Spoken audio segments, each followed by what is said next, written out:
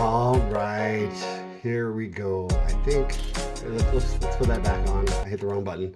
And hello, welcome to the stream. How are you today?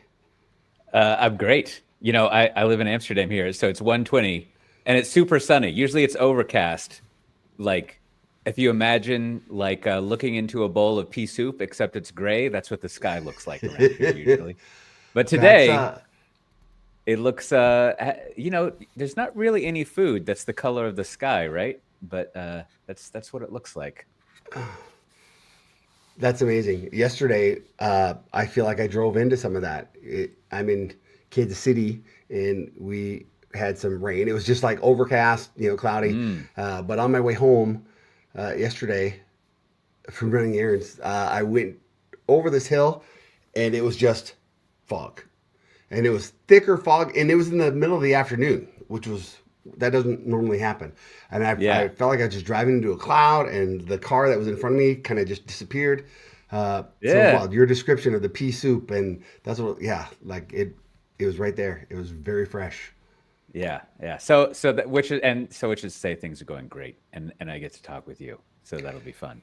What I called this teaching Coté the basics, That's right. and what are the basics? What are we gonna do today? What are we Well, trying to do? I'm usually pretty, I haven't used this word in a while, but I'm usually pretty loquacious, which is not like locutus. Locutus, was that his name? I'm usually pretty wordy, but I'll try to keep Okay. it brief because I want to get to the basics. So over the past couple of years, I've been playing a lot of like solo Dungeons and Dragons with the AI stuff, and it's gotten a lot better, I and think it's that that's good. awesome. But you have to do a lot of, well, if you're familiar with agentic AI, kind of popularized in the last 6 months, you have to do a lot of what I would call meat sack agentic AI, right? Like if you think about how Chat GPT or Claude works, only recently does it like actually have like memories or keep track of things. And as you're typing more and more, like you lose the context window, loses track of what you're doing, so you have to remind it. Now, I could go all into like the educational experience of using Chat GPT to do something complicated like D&D. I think it's actually a great analogy, or is analogy the right word? It's a great way of learning about what you would do in, as we would say, enterprises with generative Yep. AI, because you really find the boundaries of what works and not. Anyways, so there's all sorts of stuff you do and all sorts of stuff that I manually do, cutting and pasting stuff and figuring out stuff. So then, like, the, what is it? The model context protocol. I forget what Yes. NCP stands for, but Yep. Model Anthropic's context MCP. protocol. So it came out, I don't know, a couple of months ago. And then as they like to do, the Spring people, the Spring AI people have like added in integrations. And I think just recently when I was messing around with this last week, it went from some experimental package name to a normal name. I don't know what that means, but seems important. That means it has developers working on it, and there's a plan for it. That's That's right. right. That's right. Yeah. So I've been reading up on all the AI stuff that we do. So I thought, all right, I was like, I'm going to renew my subscription to Claude. I tried to winnow down from 3 different AIs because you're talking about $60 a month. And Who's got that kind of money? right, I'm not whatever. Yeah. And I had winnowed down, and then I was thinking, what I should do is I should figure out how to help out with my D&D playing by combining it together with my professional interest, which is Yes. like I haven't programmed in Java since 2005, and it's sort Java's of a just a big baby. deal at the place that we work. Yeah. And so like I should use this as a way of forcing is the wrong word, encouraging myself to do what I should have done a long time ago and like relearned all the Java stuff. So I went and so the I don't know if you'd call it an outcome. The project that I wanted to do was like, all right, so you imagine you're playing D&D with an AI. I'll just say Claude from now on because that's the one Okay. you would use. And there's a whole lot of tools that you want if you want to do the whole agentic thing. And the most basic one would be you want a dice roller, right? Because in D&D you have what, 4 or 5 types of dice that you roll for various things, and like because of the nature of generative AI stuff, it doesn't really do dice rolling.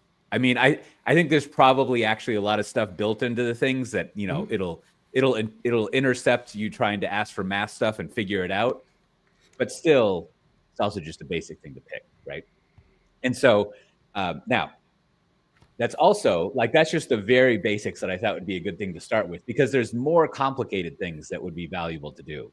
So even though all the you know, even though Claude and all the other Gen AI things know about Dungeons and Dragons, because there's like 20 plus years of it written on the web that you can just, you know, get like Yep. in all forms. So it's obviously built into the model. And not only that, all the Reddit threads and all the commentary. So there's a huge amount of knowledge in there, you know, probably even more than there is for like enterprise architecture.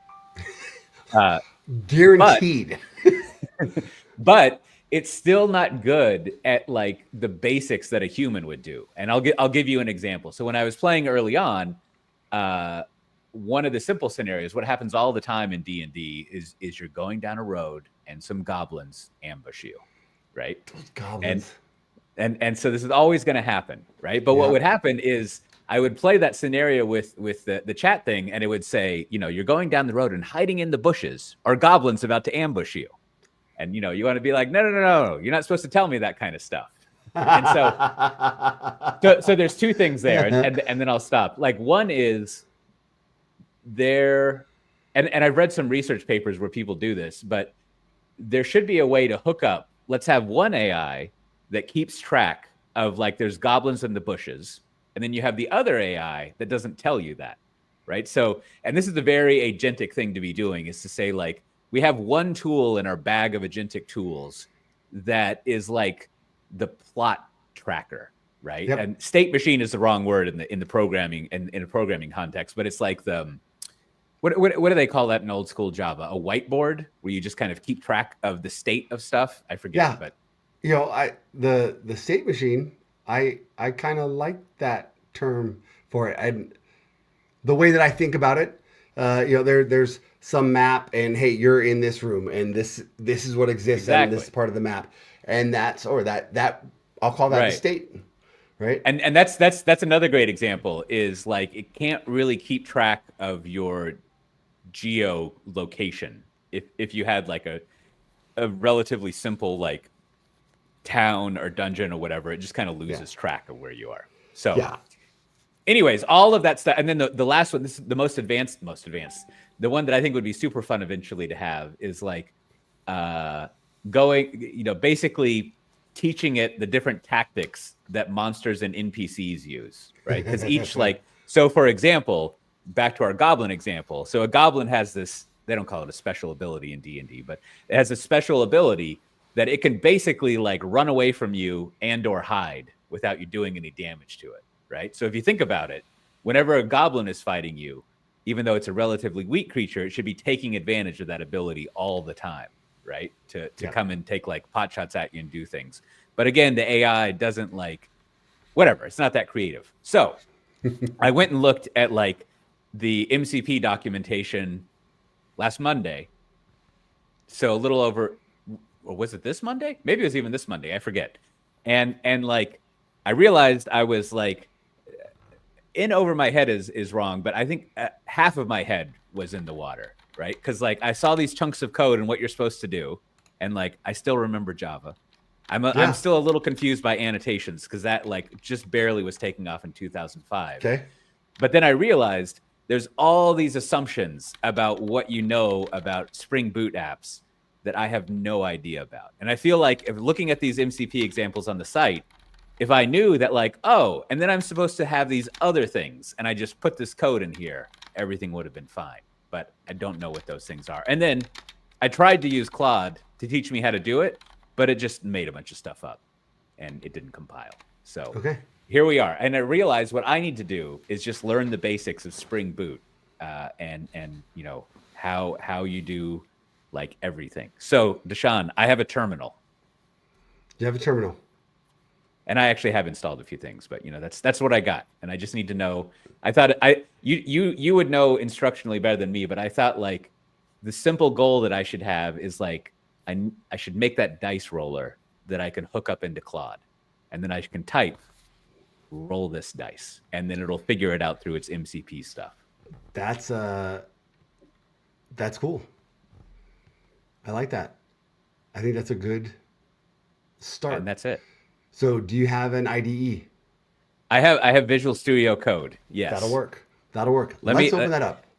Maybe I should share my smaller screen Okay. and hide all of my top secret files. Yeah. Hide the top secret stuff.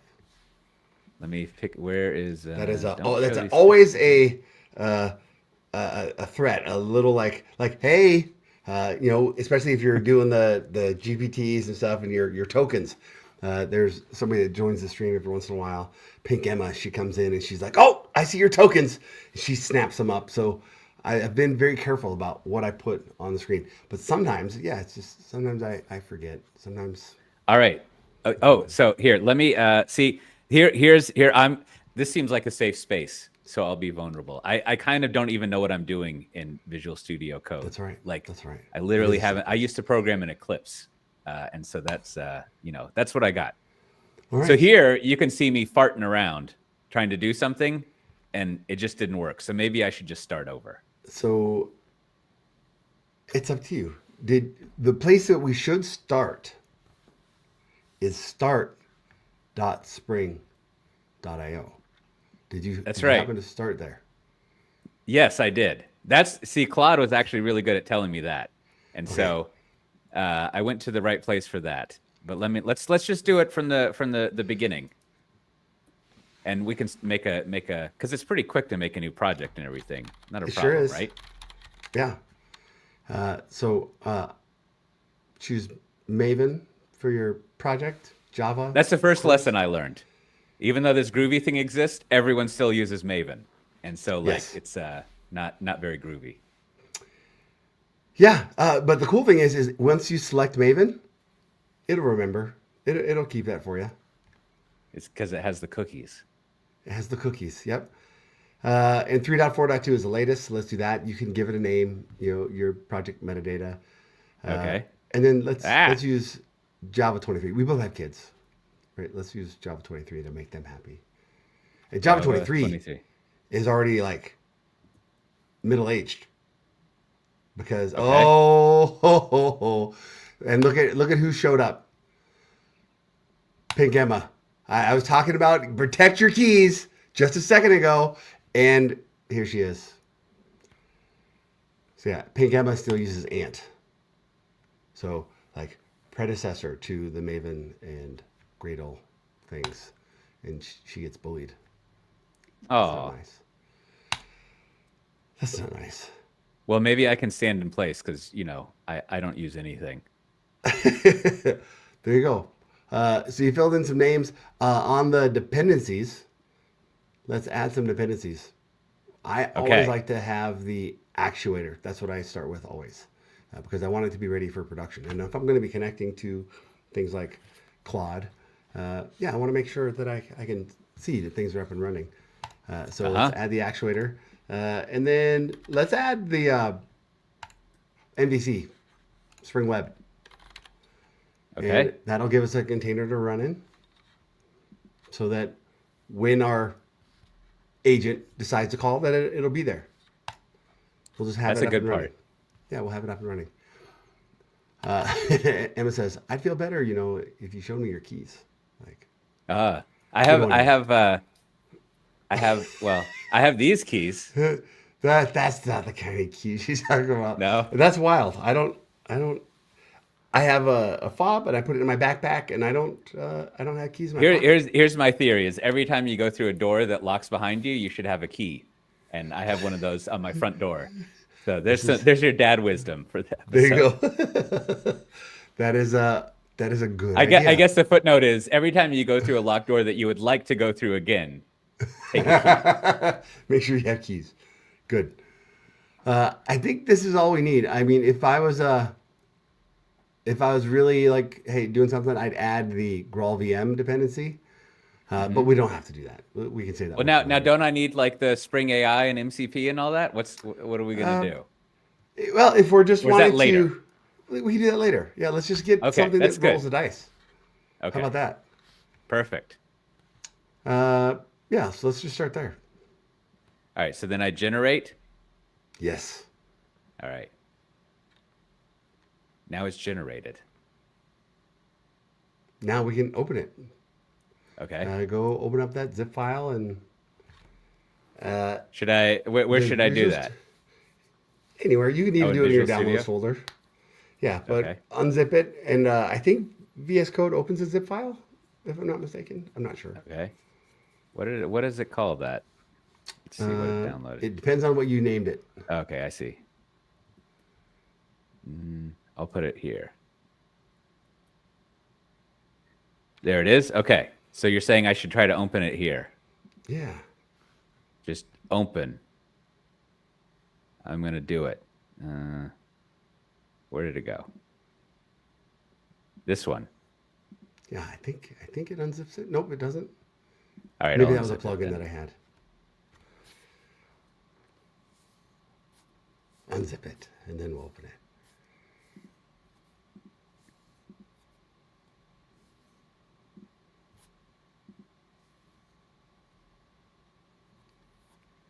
I assume this is okay. I can't read it. Let me. It says do you want to sync here? How do I? Ooh, that's Yeah. too Well, much.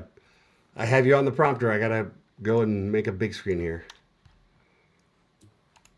I'll do this so I can see. That's probably not a bad idea. I even have on my computer glasses. My when I sit in front of the screen glasses, I have these on. Is there some convention in VS Code that's like close all the stuff except the current project I care about? Uh, I don't know. Okay, I don't know. that's fair. Fair. Uh-oh. Um, no, we don't need any of that.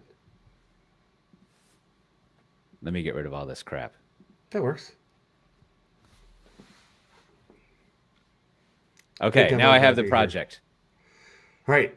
Now, there's a little terminal button down at the bottom.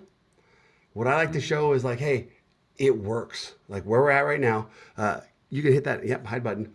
Do /, and I'm gonna put this in the chat, /nvnw spring boot :run. And this is what I do from the terminal. And that'll work. And I'm sure that there's, some of our chat didn't work on the other channels. That's okay. We need Java. It says failed to compile. Oh, let's do a Oh, it's Java compiling the dash. wrong thing. Hold on, it's in the wrong. Why is it going to this? I moved the old one to this old directory. Now it's trying to use that. Oh, well, let's change to that directory. Wait, what?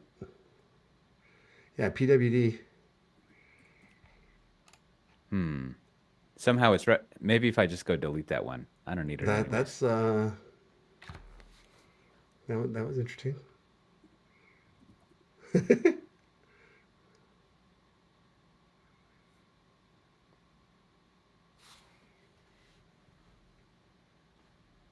All right, it's working. So now what does that mean? It just means that your Spring Boot app works and it's functional. So if you go to a web page, you open up a browser, and you go to localhost 8080/actuator. Yeah, so that's the error page. There's nothing there. Actuator/health. Yeah, you can see that, hey, you're running.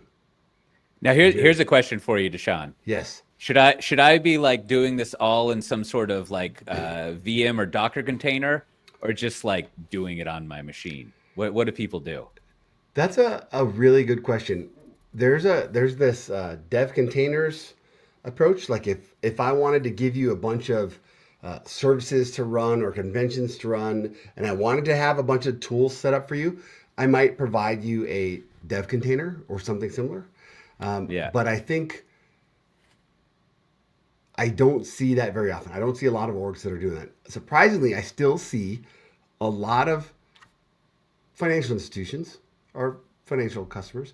I see a lot of them that are still the developer has a laptop, and that laptop is only to connect to our internal, our data center, And inside of our data center, they're running VDI. They're running a machine that Oh, has right, all the right. stuff installed, and all of their commits are happening on that machine. There's nothing on their laptops. That makes The sense. That's laptop like is how Google just, operates as well, I is it? think. But yeah, And that, I think that they do a lot of like remote, like their laptops are just like dumb terminals to something else. I don't know. I don't know how Google operates, but I've heard that before. and that blows my mind. So for me, just like anywhere else in the path of production, I want a fast feedback loop, right? We have this inner loop concept. Like I want to have things running locally so I don't have to do a commit, have a build, have it go and process someplace else. I want to have things running on my laptop. I don't want to Yep. be Okay. connected. Not everybody That's what has I got to the do then. fiber stuff. So just for now, let's just keep it local. Okay. Uh, One of the things that Josh, our buddy, has been saying, uh, it used to be that the data center, that's where the compute was. If you wanted to run things, that's where you'd go. But now the laptops are so much more powerful that you can do so much more stuff on your laptop. You don't have to Mm, go and use the data center stuff. And the right. way that, yeah, the rate at which it's going is pretty wild. All right. Good. Yeah. So you've got an application that works. Now what we want to do is maybe let's make it as an endpoint so that that agentic approach can just go and hit an endpoint and yeah, give us a dice roll. So let's Right. go into our source main Java folder. And yeah, we have that chat DM application. Uh huh. That's where we're at. What we can do is we can add a new controller. So we Okay. can keep everything in the same class. Just would keep it nice and simple. So on line 14 of that class, let's add a new one. So let's yeah give ourselves a new class, but we're not going to make it public. Just class and roller. Uh How does huh. that sound? That sounds cool. The convention is we'll want to capitalize that, and yeah, and this is going to be a REST controller. Okay. We can do it two ways. We can say REST controller or at controller, meaning, hey, I'm going to do something here. I'm going to have some endpoints. So let's throw that our first annotation. Let's throw our All first right. annotation above that class, and let's call it an at REST controller. Just rest Yep. controller. Okay. Yep. Fantastic. We're cooking with gas. Now let's add an endpoint, and we're going to have an Now, endpoint. now, like, here's the basic stuff. Like, Yeah. why didn't I just like extend or implement something? Like, why is this better? It's easier to read. Hmm. Extending something, there's a little bit of yeah flexibility. So if I were to extend something, then I only get the stuff that's provided in that parent Right, class. right, right, right. The Right. REST controller, this is aspect oriented. So it says, hey, things in here I can wire in along the way, and that's one of the things that Spring likes to do is All that right. That makes sense. injection. Yep. So yeah, That was just back when I was coding. That was just a brand new thing that was happening. It's blowing everyone's mind. That like there you go. post compilation, you could mess around with stuff, or Yeah. whenever it messes with it. So around that time, yeah, we were doing like modifying bytecode. So you'd have an application running, and then, ugh, I get kind of the shivers a little bit. They didn't want to bring the system down. They didn't want to do a whole new deployment. So that code that was running on that WebLogic server, they would send a new jar that would modify the bytecode of what was running in Yeah, production by just adding it to the class path. And then the next release would add another jar that that's would right. modify more bytecode, and what a mess. So, you know, at the end of the year, you had all these things that were modifying each other, and you had no rhyme or reason. You couldn't tell like what was really running in production, and you had to run these modifications in order. Right, right. Okay, so then my next question, as far as the basics, Yeah. like, so if I let's for example here, so I see that this is uh I don't even know what to call it. This annotation. Hmm. How do I look up what that is? I think you can in IntelliJ it's Control B, but I think if you right click, yeah, you can click on that REST controller button. I think it'll take you to the class. And then is there like a website? Like the way back there used to be like the Java Docs website that had everything. So I could just go there and type something in Way and better. like get it. Yes, let's go and take a look at that. Go to spring.io.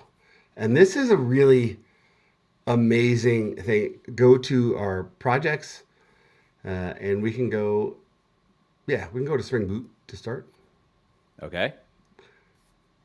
and go to learn and grab the reference doc. There's an API doc, but I like the reference doc. So the API doc is going to look more like your Java docs from Right. yesterday. But on the left, in those three dots, there's a search button there. The window there. So I could search for like rest, not reversed. There you go. Okay. Yeah. And how this is nice. Just this is a big. It doesn't seem like a big deal, but it is a big deal. That the Spring documentation is so easy to navigate, and it wasn't always. The Right. way that the search engines would find things, it wasn't always easy to navigate. Sometimes you'd search for REST controller, and it would send you to like Spring Boot 2.2's REST controller, Right. Right. and that would Right. be really Okay. confusing. So there's been a ton of changes around our website and our documentation to make things easier, and yeah, and it's awesome. So you can Okay. literally find your way through for questions like that. Like, hey, what are my options here for REST controller? And I think that top one is like, hey, how to build a website. There's a guide for a lot of these kind of 100 level concepts. We have these Spring guides that give you an example of how to walk through, yeah, Right. these Okay. simple things. Like There the you go. quick. See, I should have just read the docs. But anyways, I mean, sounds good. it's going to look very familiar to what we're doing, right? And it's not a coincidence because there's these easy ways to kind of get a ton of value and get things to production. Right. There you go. Okay. So the other approach here, if we had not chosen REST controller, we could have just chosen at controller and then added at response body, and we would get a lot of the same results because it's just stacking. When you were in that class, it showed it was at documented, at or at controller, and at response body. But yeah, we're just simplifying. This is just a little simplification That's we've great. added. So now we're going to add an endpoint that's going to do our dice roll. So let's do a get mapping. So when I go and get this endpoint, I want a dice roll. So let's do a at get mapping. There you go. Okay. And let's give it a path. Put a slash roll, Okay. and let's give it a request parameter. So that request parameter, we're going to say let's call that the sides. So just change that param name to sides, Okay. so that we're saying, hey, I want to roll a 4-sided dice, a 20 That's sided right. dice, whatever. So we're going to make that an option. And we could, yeah, we can, put constraints around it and say, oh, it must be 6, 12, 24, or whatever sided dice. But we'll do that later. We'll pass in this value. And then this is like the fun part. This is where we're just going like, hey, what does a dice roll method look like? Right. Right. Right. I was just hoping to find some pre-written code for that, or Or or yeah, like, ask our good how about friend. we ask our buddy here? Yeah, Pingama likes to say, my good friend and coworker. That's right. Exactly. Let's see. Where did I do that in here? Uh, Whatever. I'll worry about that later. Let's make. I thought I made a project. Oh, here we go. See? You Okay. got it? Uh, Give me some Java code to roll dice. It should have the format D6 for a 6-sided, or D6 for or 6-sided. And Oh, I there can you add go. things like 4d4 plus 4. I think that's a mid-level healing potion. It should randomly roll them and give me the total.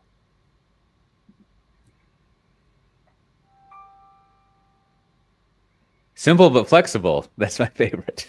There you go. Yep. All right, so there's a chunk right there. Yep. So we'll yeah, that's it. You can actually, yes.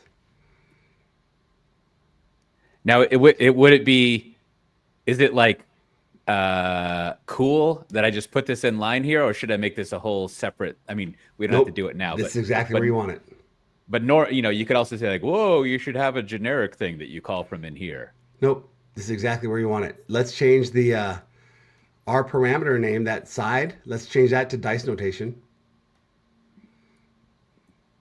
All right. So look what it. So first thing it does is strip all the white spaces, which that makes sense. If you did the 4d4 plus 4, right, you bring it into an equation, right?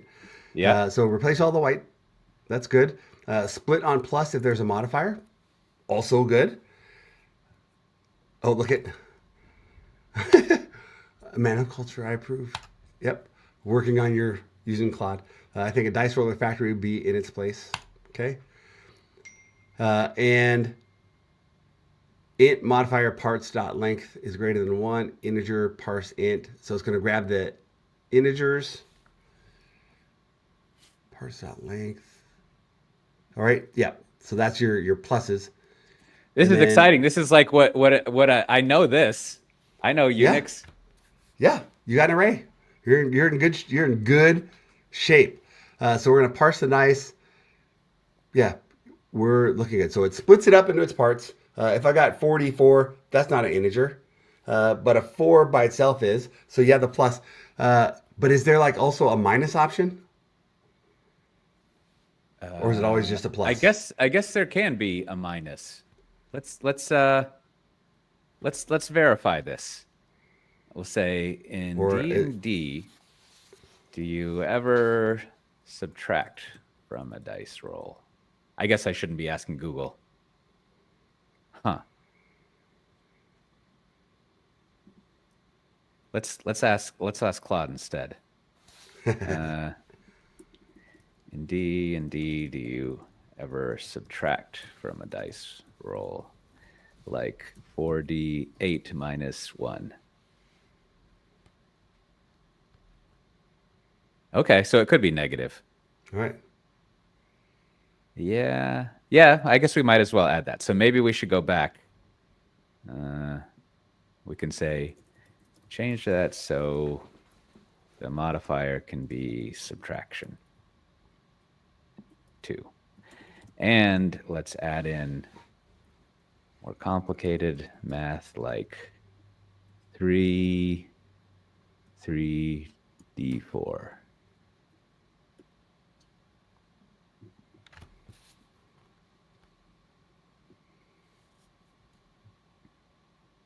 This is it. Oh, it even gave you tests. Oh, look at that. That's awesome. Okay. I'll bring this back over here.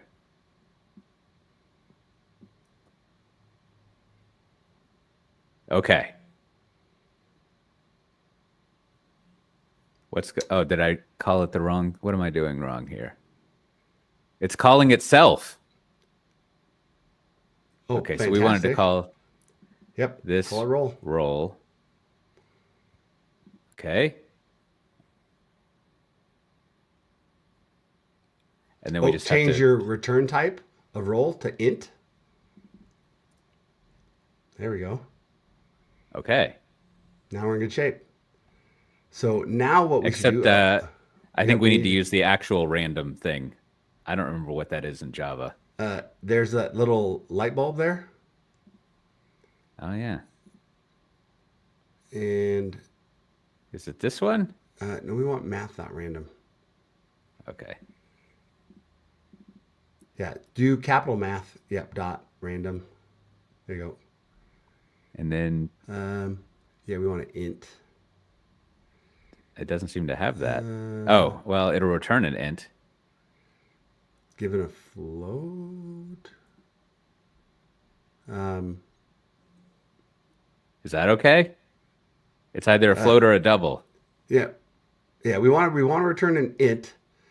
Oh, sorry, I messed it up. You want that.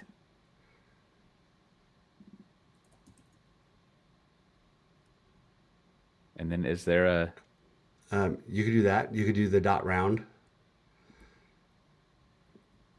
like this? Wait, in our math random, we want to give it our the number of sides.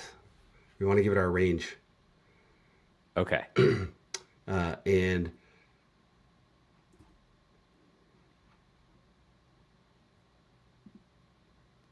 I think that'll work. The sides is an int. What is that telling us? Oh, because you're pulling it. Yeah, we want float dot value of. So in our sides, we have to pass in a float into that function, into the Okay. random. So do float dot value of, and then sides. Yep. And then you don't need the next int of sides. That'll be your value. And then +1. There you go. Why is that not working? What's our thing saying? Remove argument to match random.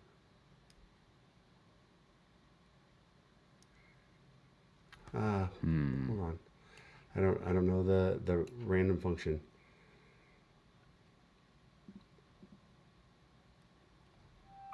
Oh, it's using Java util random. Oh, is that the one that we want? And so instead of math.random, we want util.random. Oh, look, there's some help. Yep. Math.random times sides. Okay, so we should do this. There we go. Times sides. And then I think we have to. Well, Let's see it. addition goes before multiplication, right? I don't Uh, remember that saying of like my Aunt Granny eats tea biscuits. Multiplication first. What it? Okay, so then that should be cool. Yeah. So let's Okay. let's give it a try. Okay, what do we do? Let's our endpoint is /roll.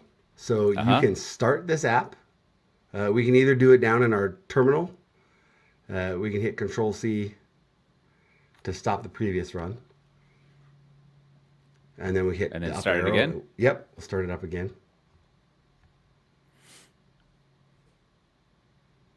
And that started up pretty fast, but now we can go to our browser and go to localhost 8080/roll question mark.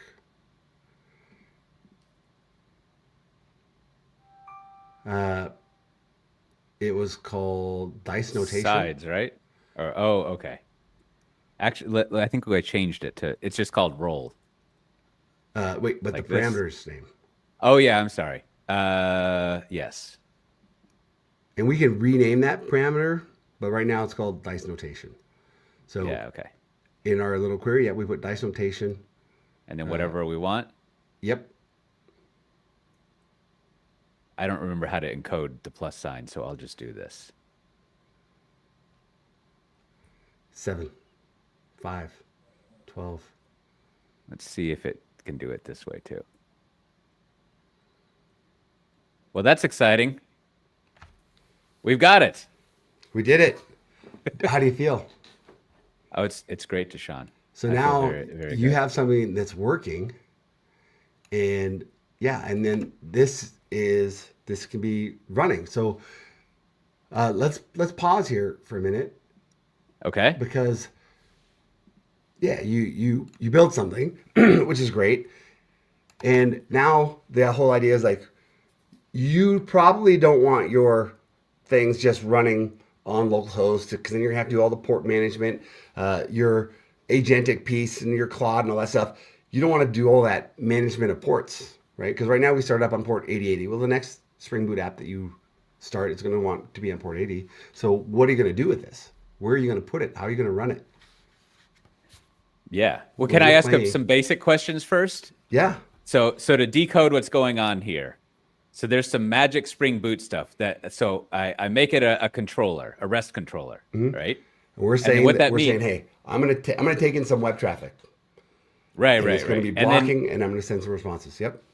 And then so it's going to look at whatever class comes after that, and it doesn't really care if it's a package class or whatever.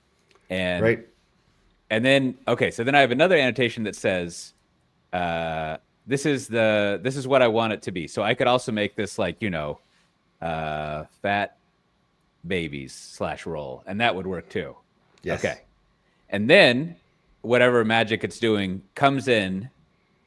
And so I have to annotate the method, right? I have to annotate this, Yep. right? We're And saying, then it just hey, co- yep, it, look for co- it that value. copies whatever is here over to up here. Not copies, that's the wrong way of putting it. But basically it knows how to go all the way down to that. Now, what if I do something like you know, like what does that do if I don't have an annotation?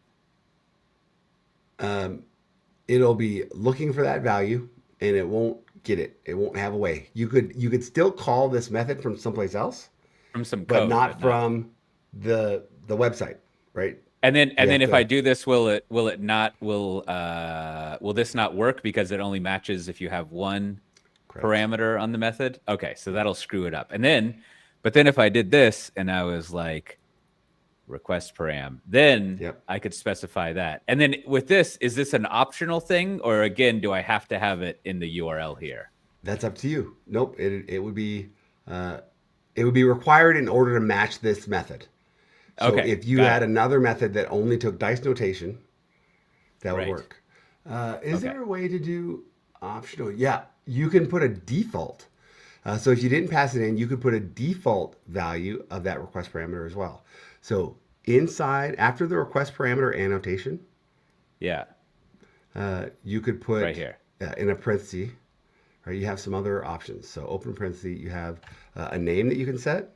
So it doesn't Okay. have to match that help value. You can name it whatever you want. But I think there's also a way that Uh, you can set a default value so that, okay. hey, if I Well, didn't pass it in, then here's the value that we'll use. I'll keep that in mind. Okay. Yeah. All right. And then, okay, that makes sense. And then usually, so if I'm using someone else's controller, well, whatever. I won't ask that question now. That's one of the other basics that like is like I don't know where to look for things anymore, right? Like kind of like you're showing me. Here's like the Spring docs and here's these docs, so it can be Like, difficult to like look stuff up. here's what I can say about the Spring stuff. The documentation for Spring that it's searchable has literally changed the way we get so much more feedback. In my role, I get so much feedback on how great the documentation is for Spring. Right. I get so much feedback how, and it seems weird, but as a developer, it used to be that you would go to Stack Overflow to find like your best answer. Right? That was common. Stack Overflow has definitely taken a dip. I'm still a fan of Stack Overflow, and a lot of times over what I find on the AI because it's people responding. Like I can ask a question on Stack Overflow Right. that Right. the AI doesn't know about, and Rob Wench is going to go. He's like, "Oh, you asked a Spring Security question here. Yeah, hi, I'm Rob, and I'm here to help." That's still something that you can't get on the AIs and the other thing is I can get a real human. A lot of the maintainers, Spring, our team is out there answering questions still all the time. So that I'm still a fan of Stack Overflow. But the other piece here is the website. Our projects are now, I think all of them are now searchable. They have this nice format. And the other thing that does is it makes it so our documentation is easy to consume by these AIs. I've been saying for a while, because of where we are with AI, your documentation has never been more important than right now. The way that you write things, the documentation that you provide to the public has never been more important than it is right now because of all the ways that it's being consumed. All And right. That another sounds good. thing that we took a lot of heat for in the Spring ecosystem, we took a lot of heat for the verbosity of our language, of our classes, these big class names that says, I'm a class that does this, this, and this. But now that we're in the age of AI, that makes our ecosystem so much easier to understand by these LLMs. Oh yeah, that's a good point. Huh. So I like it. it's a great time to be a Spring developer. And the tools that are there, the guides that are there, the documentation that's there really make it easy for somebody that's, you know, yeah, been in a different role to come back in and yeah, be productive quickly. So I will definitely say, like what you're doing right now, leverage the tools that are out there, the Claudes, the other, use the documentation. That's going to get you a really long way. Perfect.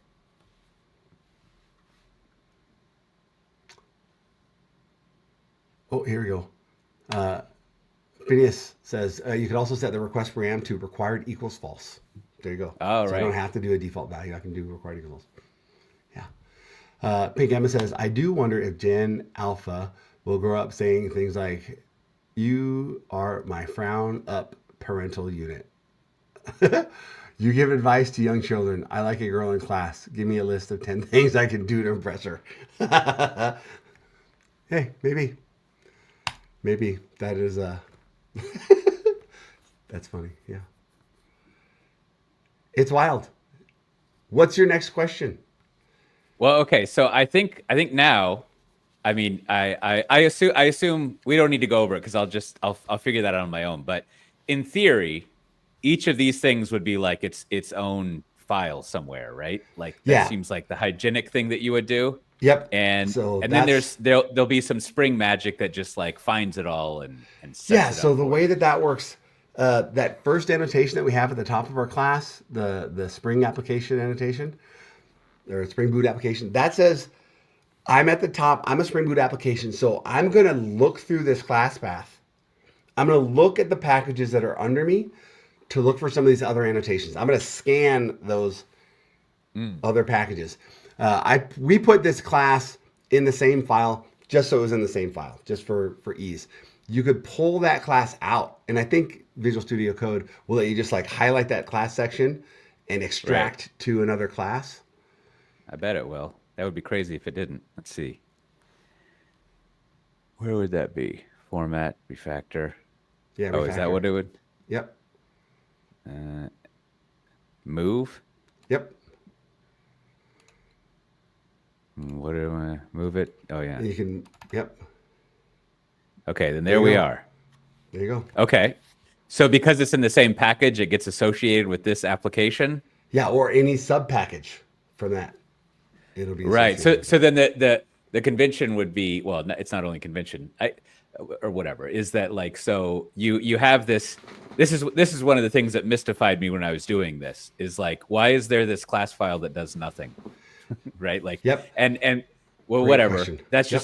just the way life is, I guess. And And now, do and you then remember how you would find out what it does?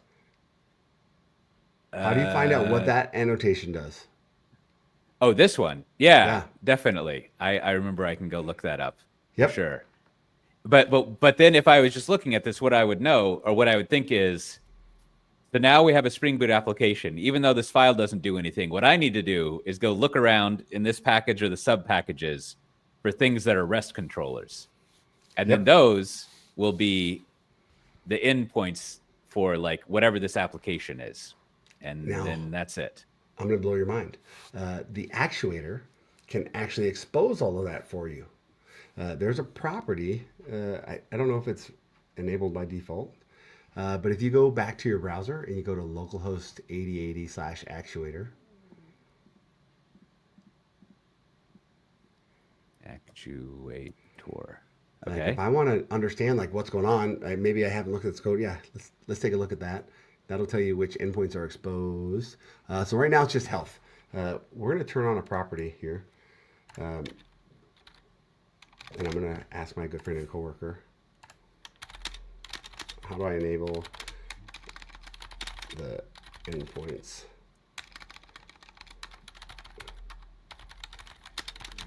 I'm going to show you that. It's going to be in source main resources. There's a properties file there, application.properties. And in here, we're going to make a couple changes. Management. Okay. On the next line, management.endpoints.web. I think it's exposure.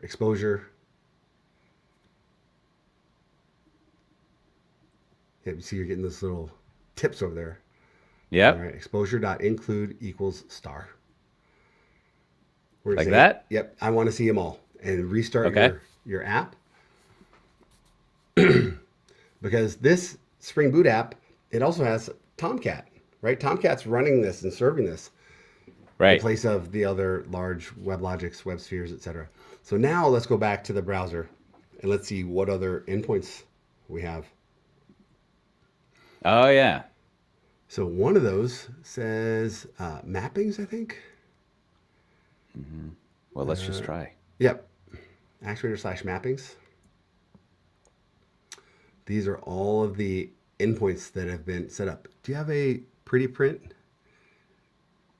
There Oh, you go. look, here it is down here. Yep. So No. What is a pretty print? there's like a JSON view Okay. extension for your browser that'll be like, oh, yep, here. So that's just JSON format.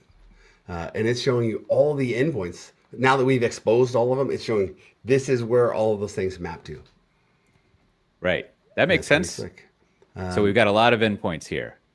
Yeah, that we didn't have to do a lot of work for, but now we can go and we can use them. Those actually we can make adjustments. Like if we had logging, there's a logger that we can go and we can control. We can say, hey, I know that I started you up with this default set of logging, but I want to make a modification. I want to turn off everything except for my error logs.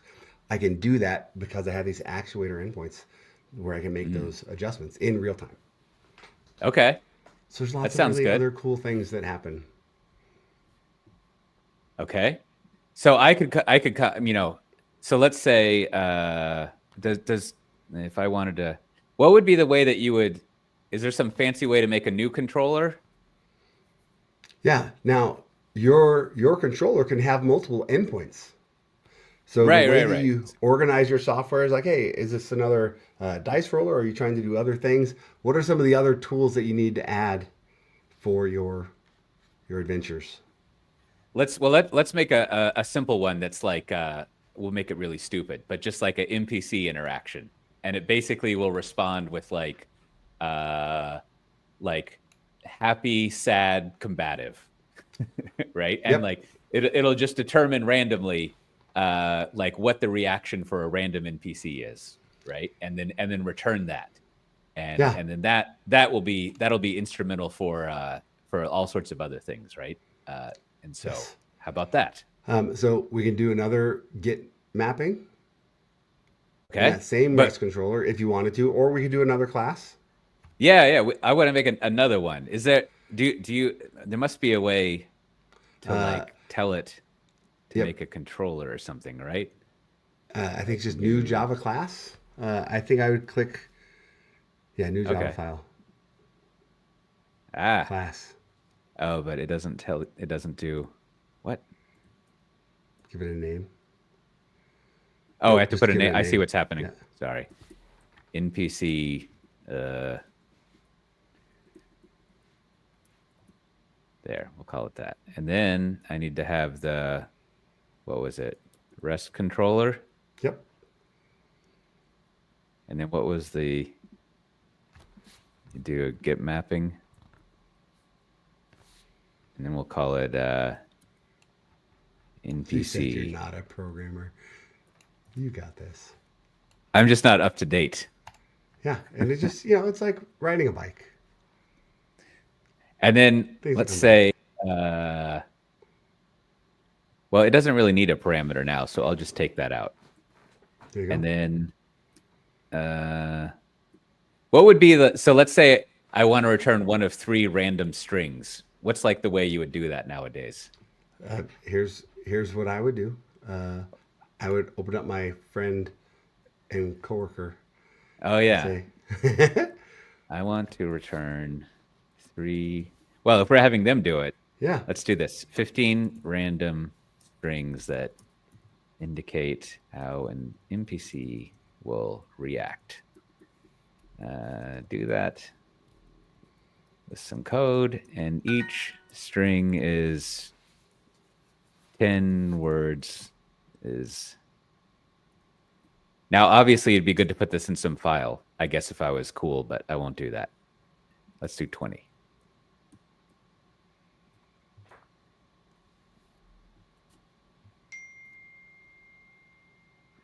Right. And then this is excellent. at some point I could look up how can I store this in a separate file and have it loaded up or some nonsense like that, right? But that's Like, fine too. Like you don't, having those as statics, meaning hey, they're not changing, they're not taking up a bunch of memory. That's fine. okay, I don't even care about that. Or put it So all yeah, in one method. there you go. I see. So that's something I would have to learn is don't ask Deshaun, ask Claude. I mean, here's the thing. This is where we're at, right? This is where. Oh, look at this. Hello, Bankamatko. Welcome. And will it be recording the stream? Yes, this will be on stream over at Coffee Software. And yeah, thanks for hanging out. All right. So now, well, what's going on with this? You took it out. You took out the request parameter that we had put in, Oh, okay. and we can take out that import. And yeah, this is. So now I should be able to restart and it'll just like work. And now let's put a slash in front of that NPC reactions. Oh, I I think misspelled it too. Reactions. yeah, Put a slash where? in front of the N Okay. because it's going to be an endpoint.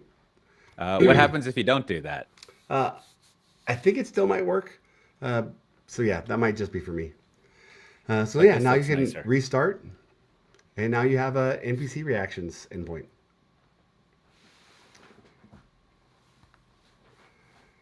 And I was saying, like, this is if you don't reach for a GPT, a Claude, something. If you don't reach for that, you're doing yourself a disservice.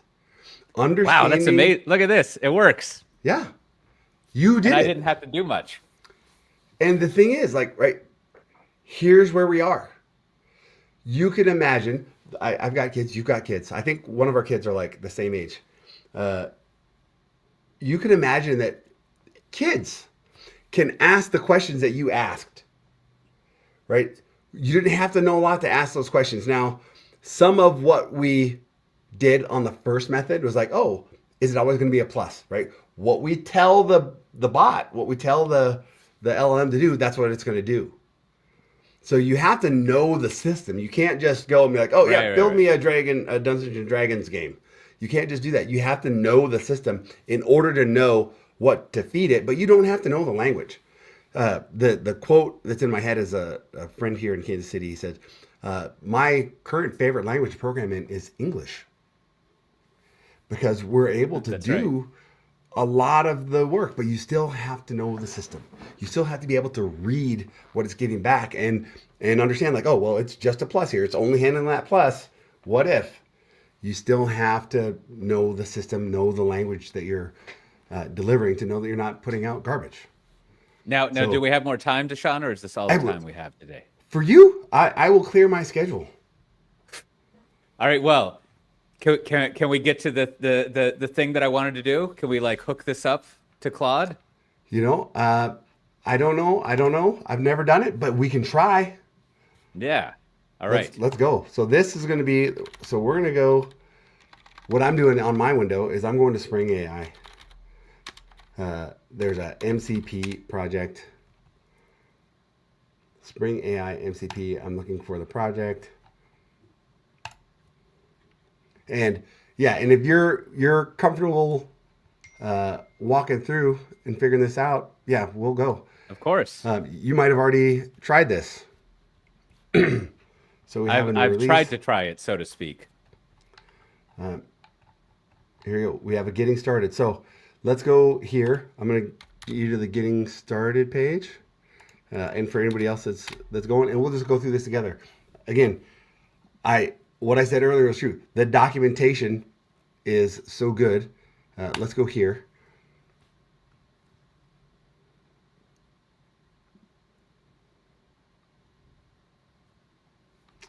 And then let's go down to the getting started. There you go. And let's pull this in. So we're going to pull in the core MCP. Do we need the web flux, SEE, WebMVC? So I add these to, this is something I was messing around with. So I need to add this stuff to my POM file. Yep. And I think right? that all we need right now,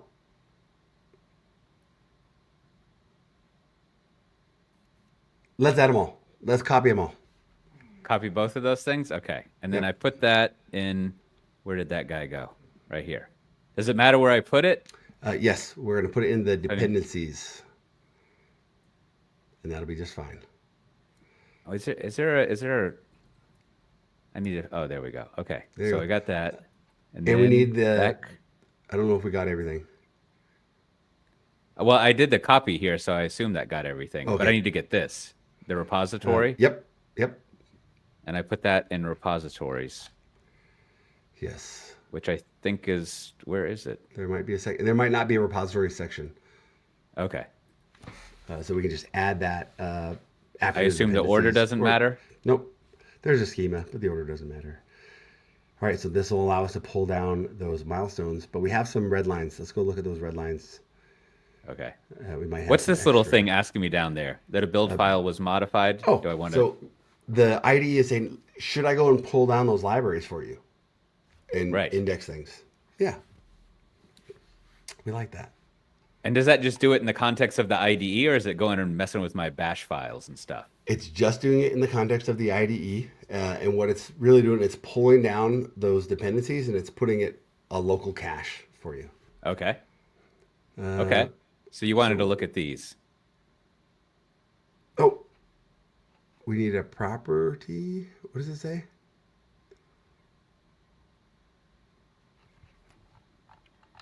Why? Oh, it has the experimental thing. Isn't it like somewhere else now? Yeah, so those docs haven't been updated.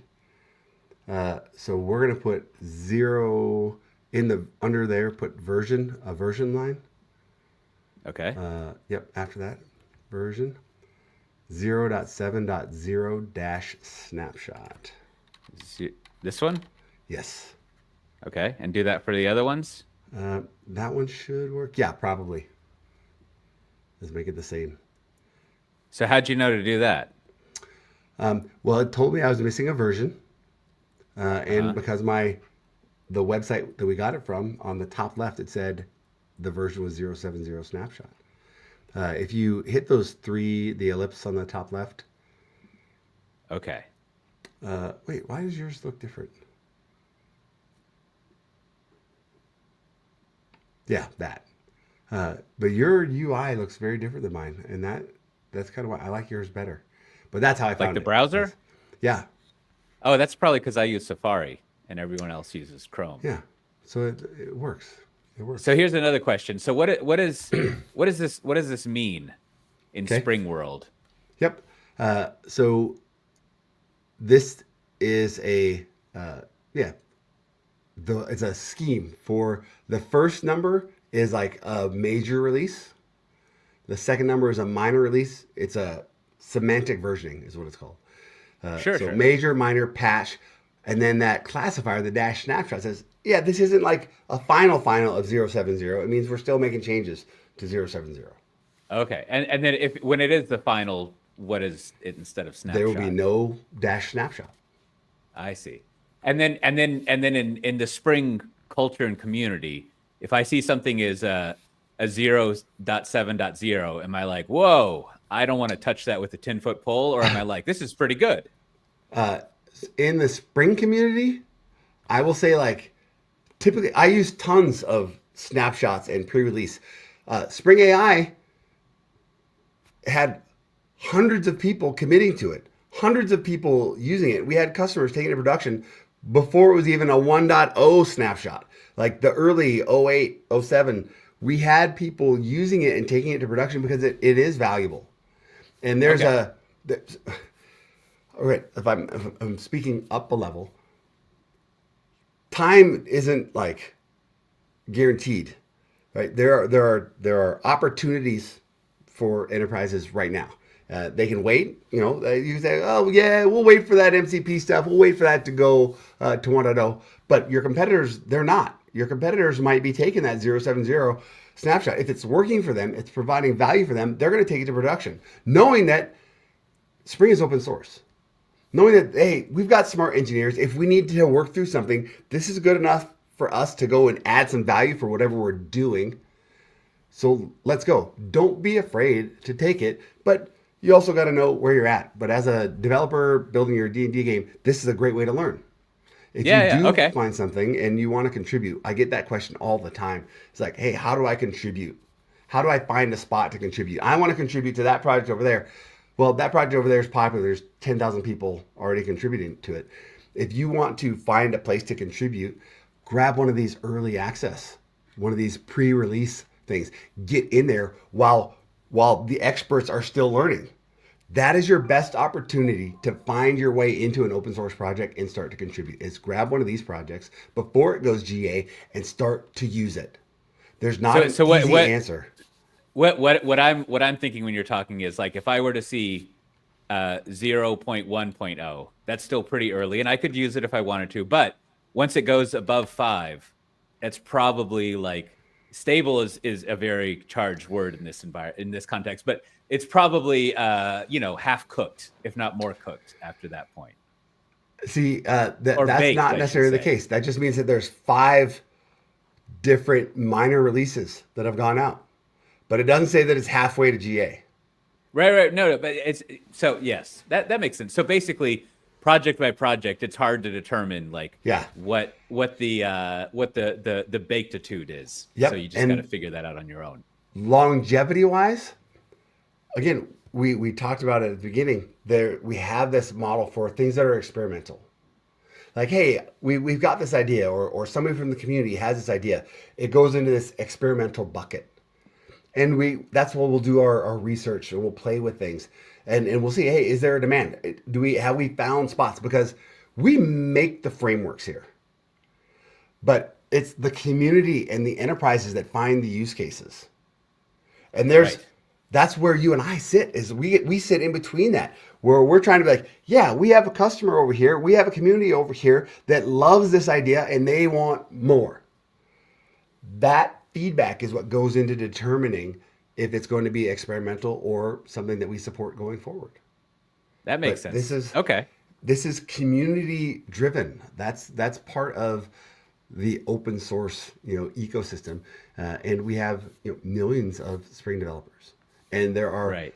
you know tons more that are just coming in, so they don't have all the history of all of these other projects. Right? They don't realize that Spring Boot only says 3 major releases, but we've had tons of releases. It is very mature. It's running in production all over the place. And when you're trying to find your way in, right, those 0 dot are the best way. Yeah, that makes sense. Okay. All right.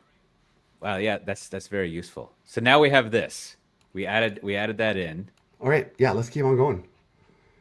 We have some examples here. So we don't have a guide yet. Wink, wink. Right. This is a great opportunity for somebody to do something. But we have some guides here. Let's see if there's a guide that makes sense for us. Uh, So I forget. I looked at all of these huh. and I forget which. I don't know.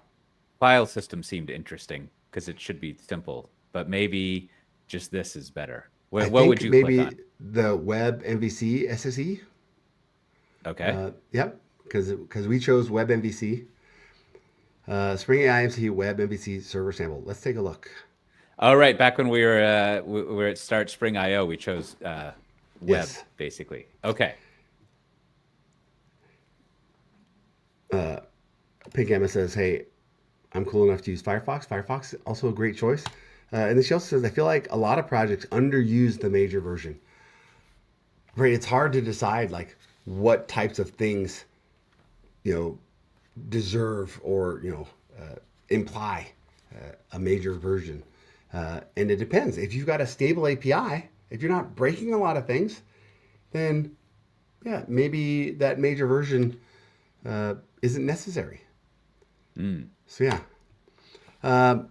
Sorry, I was thinking here. Let's that's look at okay. what we've got. We have a flattened palm. Let's go into source main. Okay. Let's see if we can find some answers.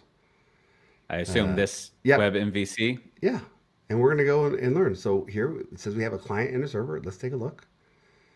Now, from what little I know of MCP, what I want to make, I think, is a server, because I want to be using the Claude.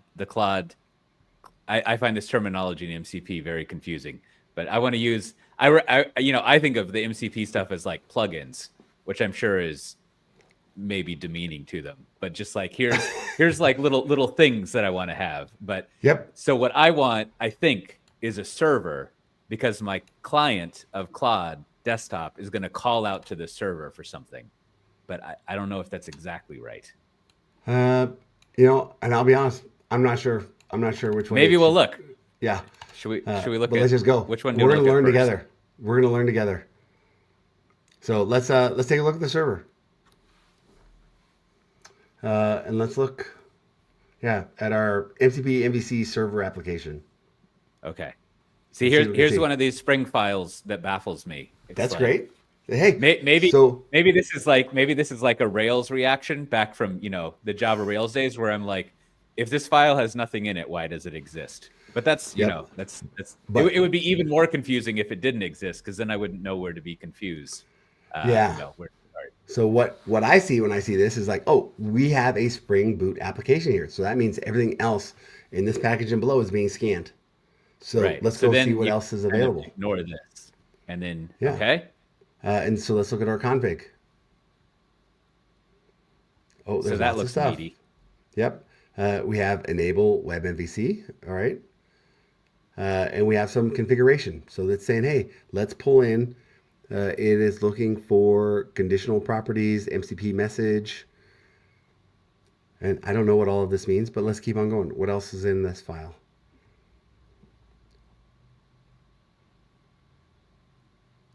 All right. So we're talking to the MCP schema and we're outlining what capabilities we have.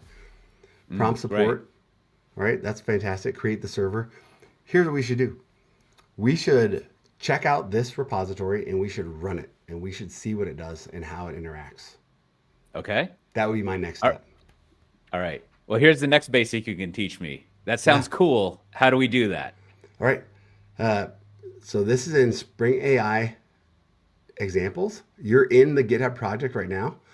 So I Okay. would click on that Spring AI examples, the top level of the project, and I'd hit that big green button. This is a green button that you want to click. And I'd copy that URL. Yeah, that little copy to Okay. clipboard button. And then I'd go to a terminal. And I would do a git clone somewhere. Okay. So like this Yep. and that. There you go. That's okay. And now that's going to pull down all of those examples. All right. So now I got that. Yeah, so now we can go, let's go into that example that we were in, the model context protocol. And then we were And looking at the web MVC one. yep, Huh? there you go. And then go into the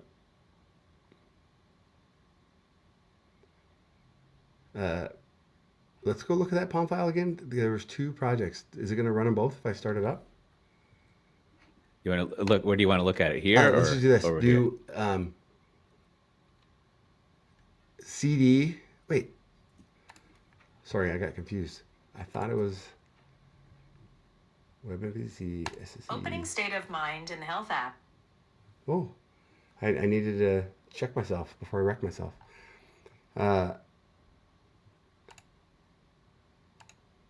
Okay.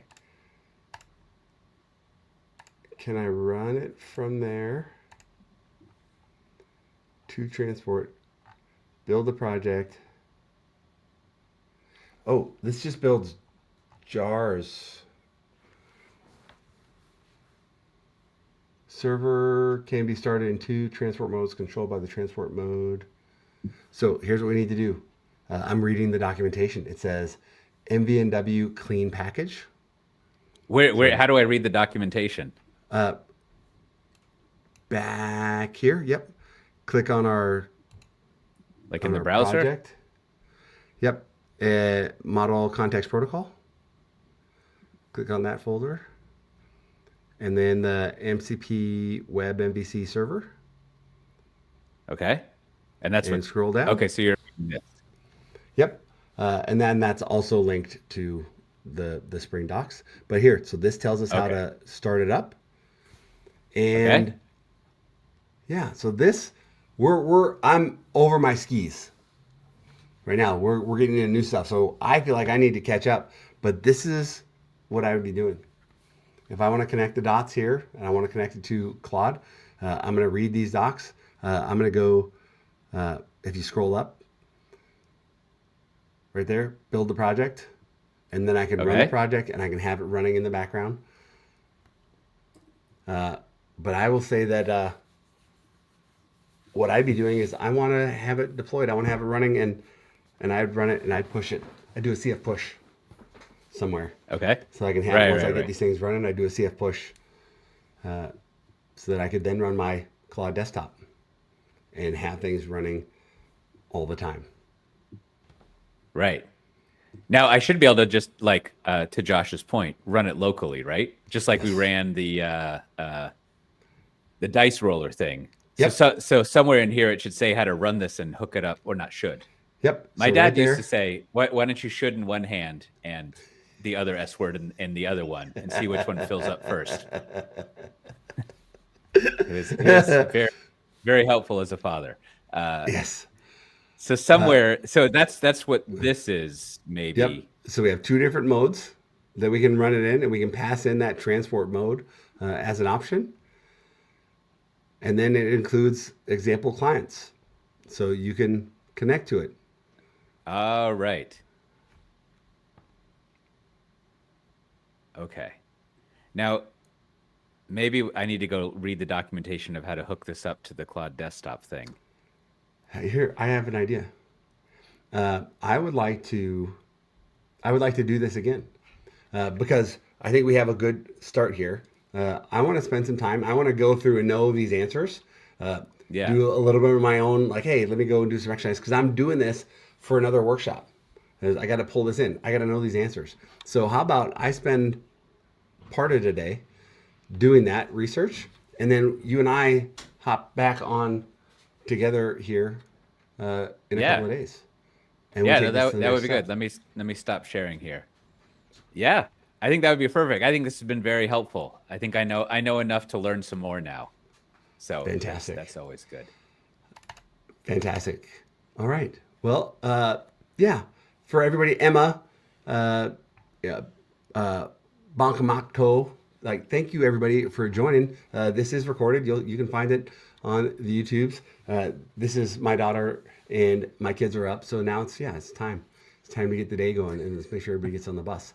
But thanks for joining. And hopefully we'll see you again soon. Coté, you stick around. I'm going to hit this button and we'll go. Thanks everybody.